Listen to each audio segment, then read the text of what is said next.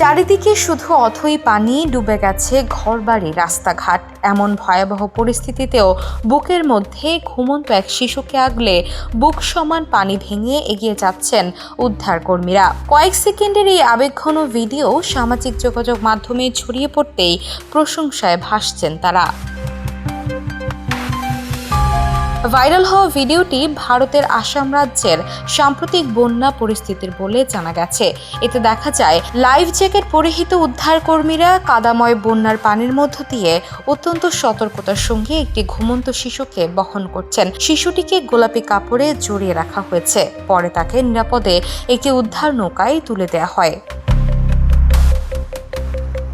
প্রতিবেদন অনুযায়ী 2026 সালের জুলাইয়ের শেষ দিকে আসামের ভয়াবহ বন্যায় অন্তত 7টি জেলা ব্যাপকভাবে ক্ষতিগ্রস্ত হয়েছে। চড়াইদেউ ও শিবসাগর সহ বিভিন্ন এলাকায় 3 লাখেরও বেশি মানুষ বন্যার কবলে পড়েছেন। এই পরিস্থিতিতে নিরাপত্তা বাহিনী ও উদ্ধারকর্মীরা অপারেশন জল রাহাতের আওতায় হাজারো মানুষকে নিরাপদ স্থানে সরিয়ে নেওয়ার কাজ চালিয়ে যাচ্ছেন।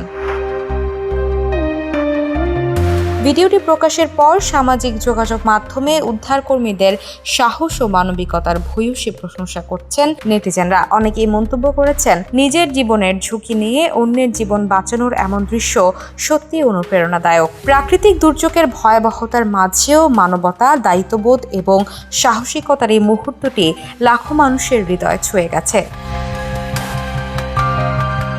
Desk report, the news. দেশে দেশে সবার সাথে দ্য নিউজ।